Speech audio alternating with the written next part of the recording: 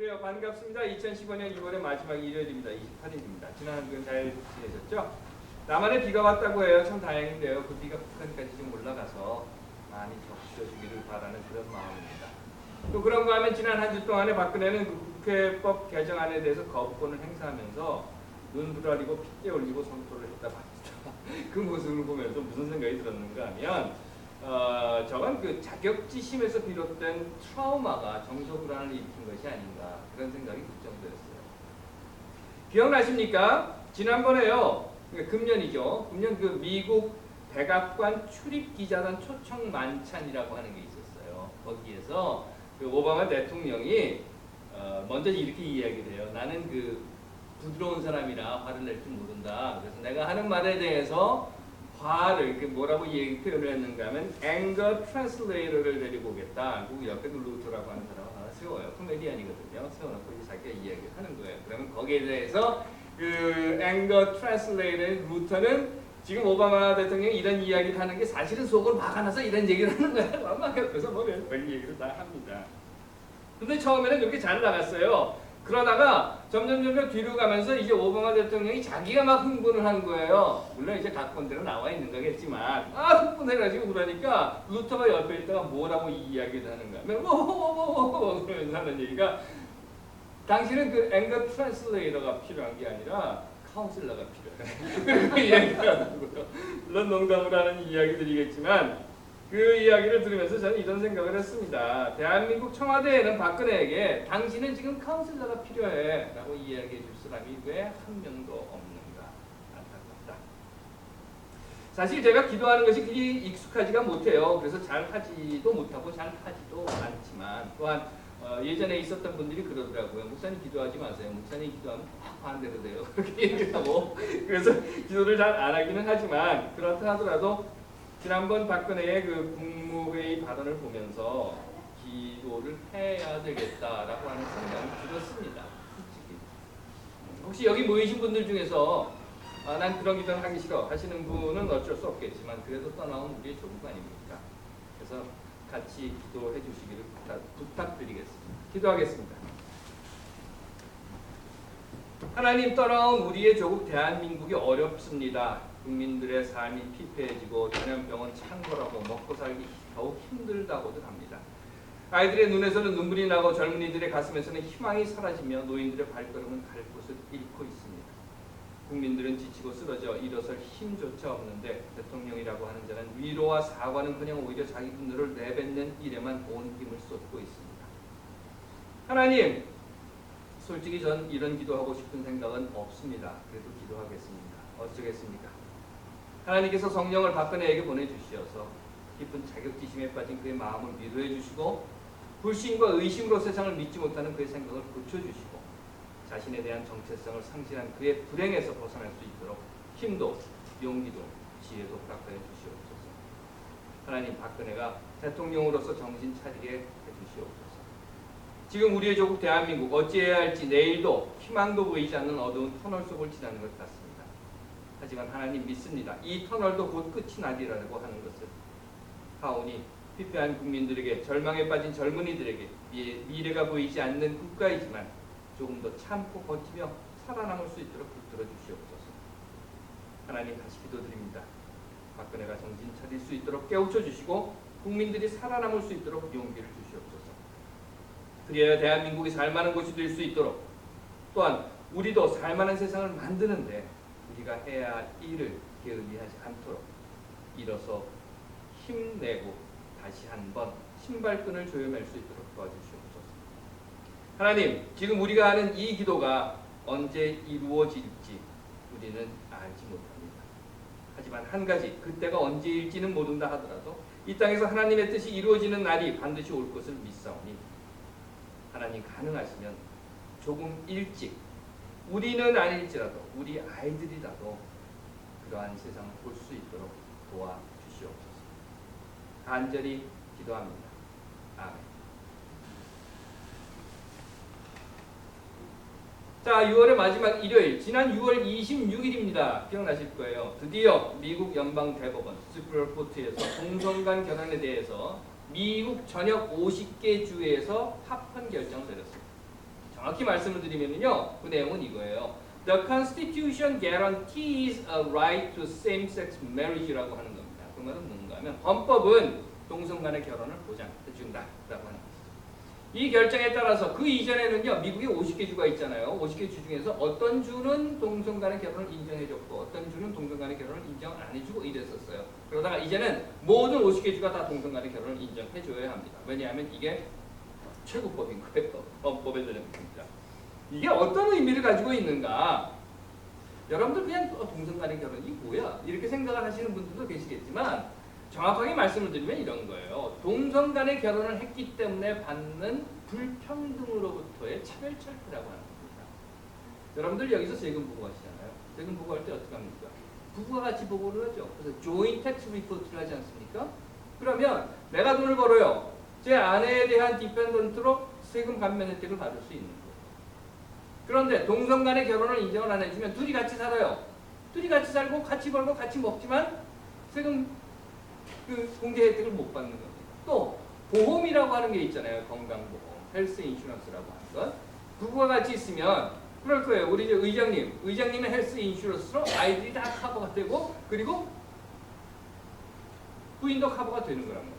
그런데 동성 간의 결혼을 했어요. 그러면 내가 일을 하고 내 헬스 인슈런스가 있는데 내 가족들, 나와 같이 사는 파트너 또는 입양을 해서 데리고 온 그 아이들에 대한 보험 혜택이 안 되는 거예요. 이런 것뿐만 아니라 수없이 많은 그 차별이 있었습니다. 그래서 커네티컷 같은 경우는요, 물론 전 미국에서 제일 먼저 동성 간의 결혼을 합법화한 것은 매사추세츠예요. 매사추세츠가 2004년에 했고 매사추세츠의 뒤를 이어서 커네티컷이 2008년 캘리포니아하고 같이 동성 간의 결혼을 합법화했습니다.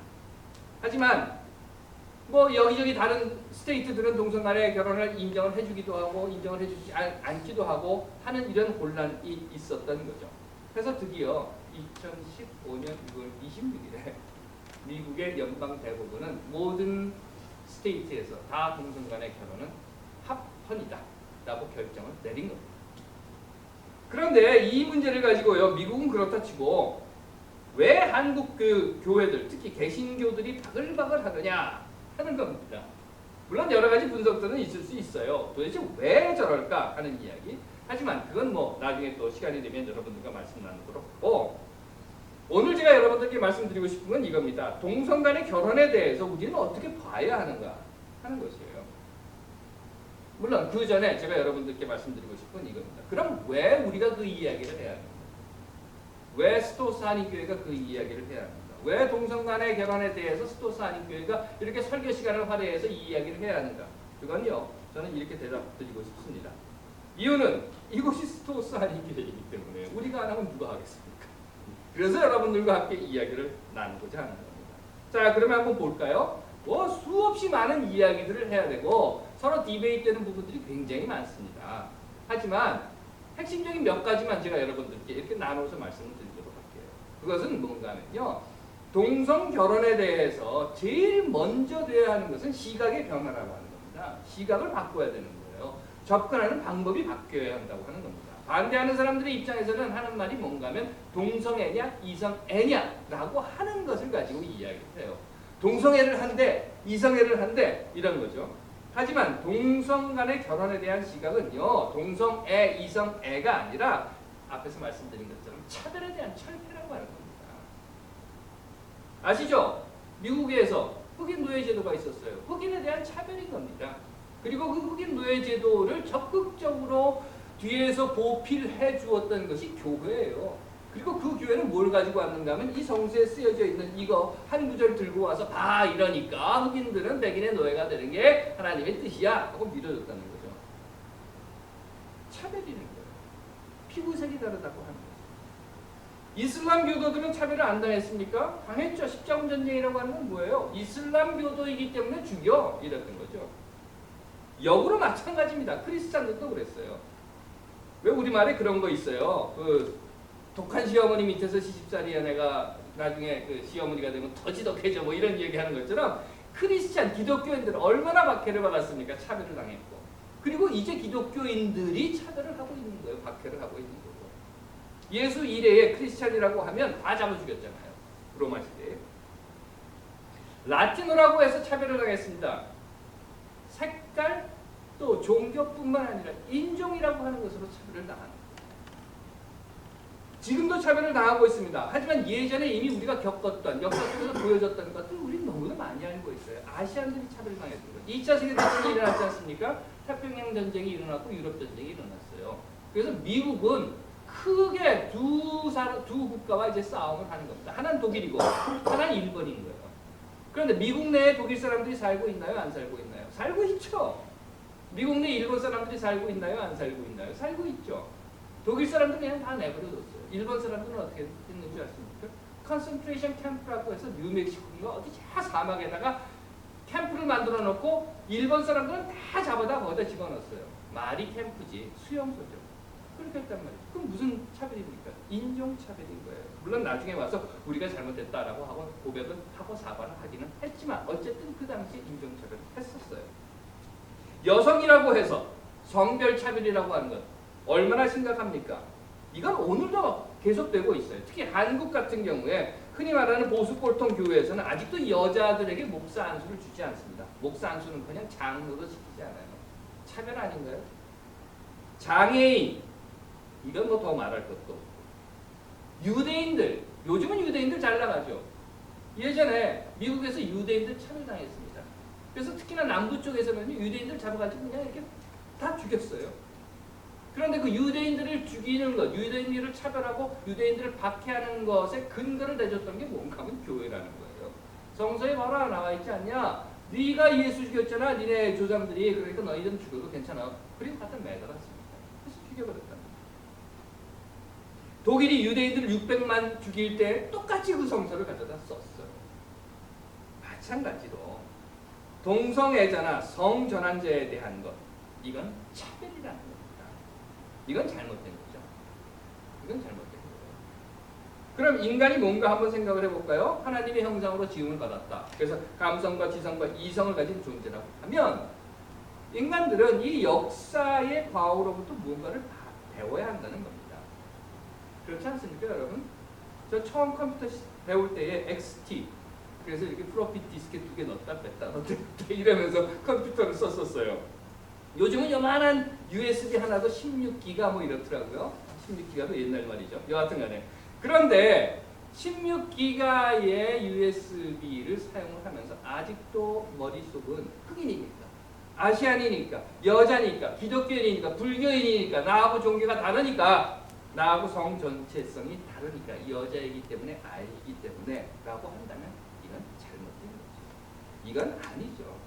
이건 하나님의 형상으로 지음받은 인간이 할 짓이 아니죠. 아니 하나님의 형상이라고 하는 것도 하나님 이름 뺍시다. 하나님 이름 빼고 그저 나하고 다르게 생겼고 나와 종이 다르고 나하고 먹는 것이 다르고 나와 사는 것이 다르고 특히 핵심적인 건 뭔가 하면 나보다 약하고 분리가 어디에서 일어납니까? 작은 아이들이 힘없는 아이들이 등치 큰 아이들을 분리합니까? 아니에요. 등치 큰 아이들이 힘없는 아이들을 분리하는 거예요. 이게 차별이라는 겁니다.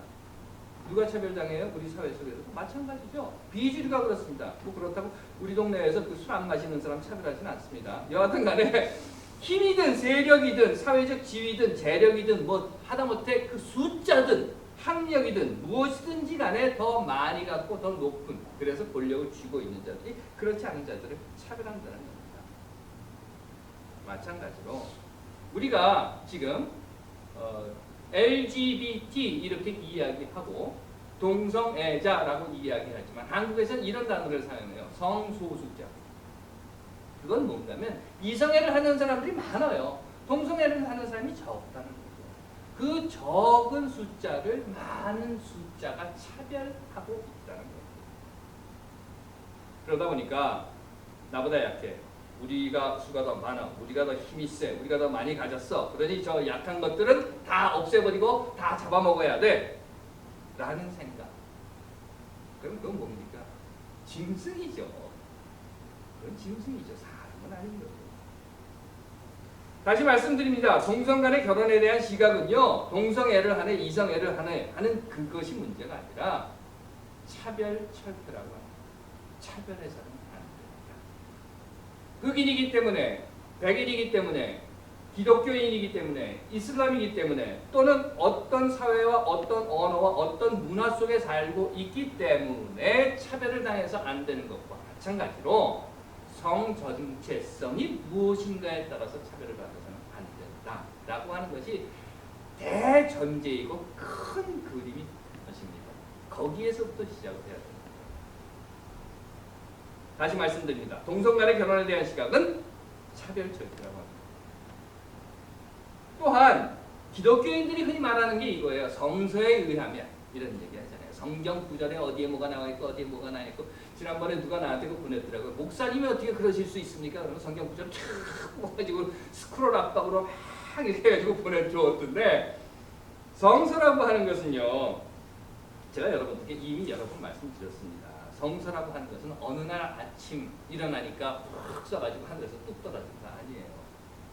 그리고 예수가 이 땅에서 살면서 가장 정면으로 부딪혔던 자들이 누군지 여러분들 기억나십니까? 제사장과 율법주의자들이에요. 그들이 예수에게 와서 대항을 할 때, 예수가 저 독사의 자식들아 하고 손가락 야단을 치기 바로 이전에 그들이 예수 앞에 나와서 들고 왔다는 것이 뭔가 하면 율법인 거예요. 성서란 말이에요. 그 율법을 들고 와서 봐, 율법 몇 장 몇 절 어디에 보면 이렇게 쓰여져 있잖아, 이러고 들고 오는 자들, 그 율법주의자들을 향해서 예수는 정면으로 맞닥뜨려 싸웠고 그들을 향해서 독사의 자식들아 라고 야단을 쳤던 겁니다. 성서가 어떻게 쓰여졌는가? 다시 말씀드릴게요. 이미 말씀드린 것처럼 성서라고 하는 것은 어느 날 갑자기 하늘에서 뚝 떨어진 거 아닙니까? 그러면 이렇게 물어보시는 분들이 계세요. 성서는 하나님의 말씀입니까? 아닙니까? 그러면 그 대답은요, yes or no가 아니라 yes and no예요. 하나님의 말씀이죠. 하지만 분명한 것은 성서는 사람이 썼어요. 그리고 그렇게 많은 성서라고 하는 책들, 지금 우리가 가지고 있는 뭐 구약 39권, 신약 27권, 그 외에도 수없이 많은 성서로 당시 교회나 또는 유대 율법주의자들이 또는 그 유대 회당에서 사용되는 엄청나게 많은 책들이 있었습니다. 66권이 아니라 그보다 훨씬 더 많은 책들이 있었는데, 그 책들을 다 모아놓고 나서 자, 요거 이거 너 싫어 빼, 이거 너 아니야, 네가 잘났어 내가 잘났어 치고받고 싸워가지고 결국 66권을 자 그럼 오늘부터 성서라고 정하는 거예요. 그리고 그렇게 정한 것도 원본 그렇죠, 원본 오리지널이라고 하는 건 하나도 없어요. 우리가 갖고 있는 건 다 카피입니다. 원문은 하나도 없는 거예요. 신약 성서는 카피만 해도 한 3,000개 정도가 있어요. 그것이 성서입니다. 사람들이 모여가지고 요거 성서로 하자. 그래서 만든 것이 성서예요. 그래서 저는요, 성경이라고 부르지 않습니다. 여러분들 들으시면서 성경과 성서 무슨 차이가 있을까? 하고 의구심을 가지셨던 분들도 계실 거예요. 성경이라고 하는 건 뭔가 법이란 이야기죠. 그럼 법은 뭡니까? 여기 법 하는 사람들이 있잖아요. 법은 그 조항 줄줄이 맞춰 따지는 거예요. 그래서 이번에도 뭐라고 했습니까? 국회 법 바꾸는데 이렇게 이야기를 했다고 하죠. 요구를 요청으로 바꾼다. 그래서 난 이게 무슨 소리인지 모르겠지만 여하튼 요구를 요청으로 바꾸면 된다 그래가지고 바꿔서 보냈답니다. 그게 법인 거예요. 단 하나 글자 하나 거기에 목을 맺는 게. 성서를 성경으로 본다고 하면 이 안에 쓰여져 있는 글자 하나 단 하나에 목을 매야 되는 겁니다. 이게 율법주의가 되는 거죠. 하지만 저는 성서라고 봅니다. 그 말은요, 이것은 거룩한 책이에요. 그리고 이 안에는 하나님의 이야기와 사람의 이야기가 다 같이 들어있는 겁니다. 더욱이 어느 날 갑자기 하나님이 야, 너 일로 와! 그래서 탁 잡아가지고 탁 썼다거나 아니면 하나님이 뭐 이메일로 카피해서 그 복사해서 날려준 것도 아니고 스마트폰으로 보내준 것도 아니고 뭐 복사해가지고 이렇게 원본을 우리에게 준 것도 아니란 말이죠. 성서가 쓰여진 것은요, 그렇기 때문에 그 모든 책들이 다 배경과 역사와 문화가 달라요. 간단히 말씀드리면 이런 거예요. 고려시대에 쓰여진 문서들이 있습니다. 일제 시대에 쓰여진 문서가 있고 또는 뭐 조선 시대에 쓰여진 문서가 있고 이승만 때 또는 박정희 때 쓰여진 문서들이 있어요. 이걸 한꺼번에 모아놓고 이렇게 큰 책을 만들어놓고 자 그러면 이 책들을 오늘 2015년의 시각에서 해석을 한다고 해석이 되겠습니까? 안 되는 거죠. 그 역사적인 배경과 문화를 모른다고 하면 그들이 사용하는 단어조차도 우리와는 전혀 다른 이야기가 될 거예요. 이게 불과 한 5년, 10년만 지나도요 단어가 달라져요. 여러분들 아십니까? 얼마 전에 누구한테 이야기를 들었더니 그래요. 요즘은 굉장히 좋은 거를 이렇게 얘기하는데 개 좋아.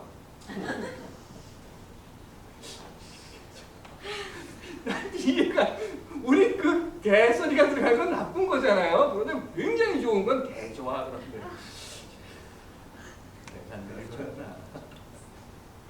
요즘도 그런데 불과 몇 달 사이에 그런데 이게 100년이 지나고 1000년이 지난 역사에 있었던 문서들을 모아놓고 똑같이 본다고 하면 해석이 되겠습니까?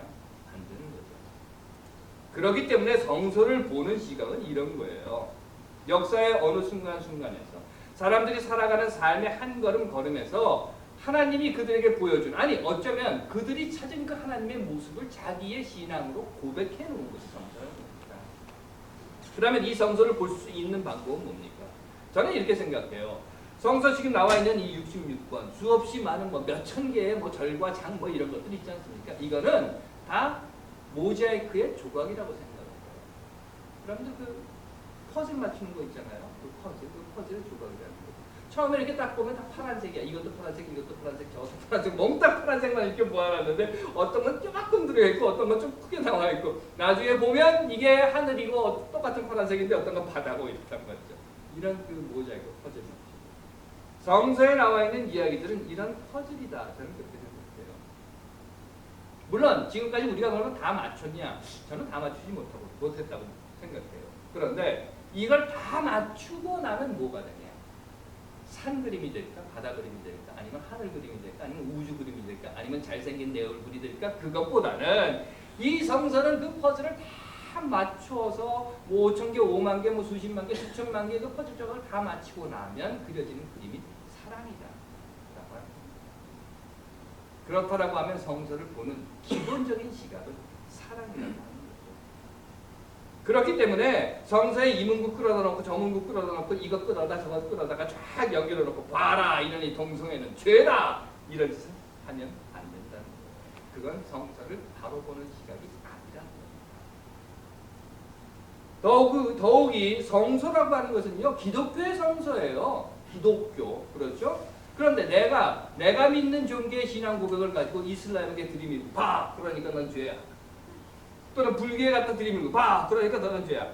무교에다가 믿지 않는 사람들에게 갖다 봐 너는 죄야 라고 하는 건 그냥 결국 지하철에서 예수 천당 두시지요 하는 것밖에 안 된다는 거예요. 이 말은요 이런 것도 우리가 생각해 봤었어야 해요. 아니 이미 알고 있는 것들 잊어버린 것들 되돌렸어야만 합니다. 기억나시죠? 잉카 제국이 어떻게 멸망당했습니까? 스페인 군대가 들어가요. 스페인 군대가 들어가서 신부들이 성서를 딱 들고 상대들이 성경이라고 하는 거죠. 이 종이로 만든 거 아닙니까? 근데 잉카는 종이 그렇게 없었잖아요. 그러니까 그래서 이만한 책을 딱 가져가서 잉카의 왕한테 갖다 주는 겁니다. 그 왕이 어떻게 하겠어요? 스페인어를 읽겠어요? 이걸 가지고 뭘 하겠어요? 종이잖아요 그냥. 그러니까 이렇게 해보고 냄새도 맡아보고 씹어도 보고 뭐 먹지도 못하고 아무것도 쓸데없는 걸 이렇게 버렸단 말이죠. 그걸 딱 보고 있었던 사제들이 뭐라고 이야기해요? 봐라! 하나님의 말씀을 능멸하는 저 무식한 야만인 이 교도들은 죽여야 된다. 그리고 다 죽여버립니다.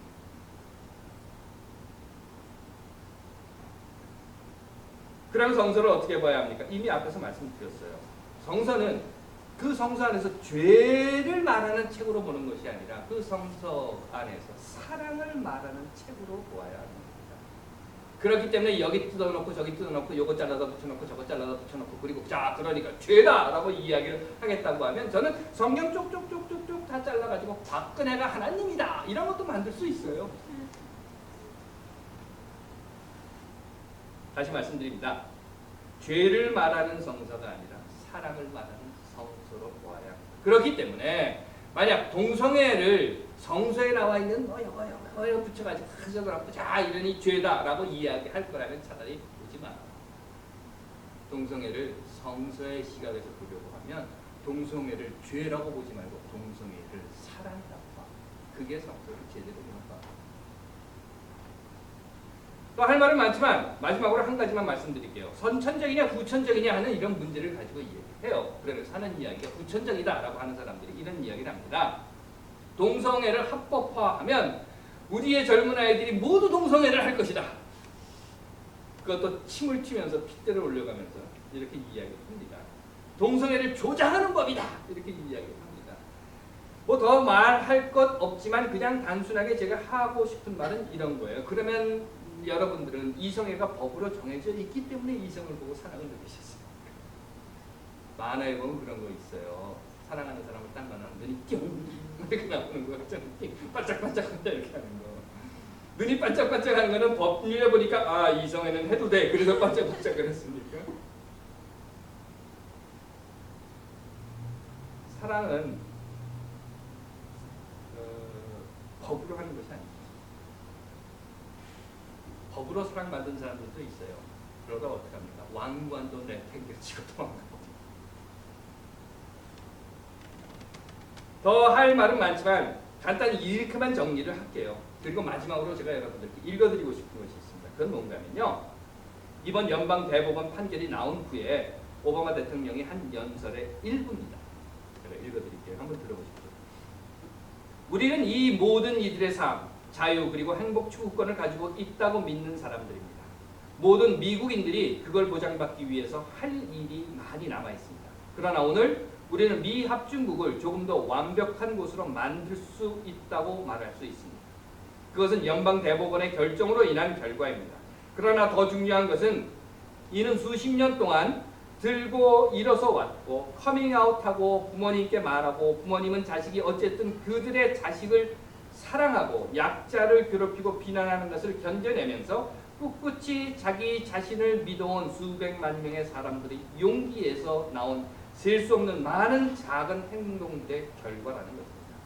그렇게 천천히 전국의 사람들이 사랑은 사랑이라는 것을 깨닫게 만든 것입니다. 이는 너무나 비범한 업적입니다. 또한 평범한 사람이 비범한 일을 할 수 있다는 믿음에 근거한 것이기도 합니다. 바비 케네디가 말한 작은 행동들이 잔잔한 호수에 던져진 조약돌처럼 잔 물결을 일으켜 희망의 폭포가 되는 세상을 바꿀 수 있다라는 말이 떠오릅니다. 오바마 대통령의 연설이 이루어졌습니다. 여러분들은 어떤 희망을 여러분들 가슴에 끼우십니까? 기도하겠습니다. 하나님, 내가 너와 다르듯 내가 나와 다른 것을 압니다. 하지만 다름이 틀림이 아닌 것도 압니다. 다른 색들이 모여 아름다운 무지개 그리고 그 고귀한 색을 만들듯 다름이 모여 하나님의 나라를 만들어가는 우리들이 되게 하옵소서. 아멘.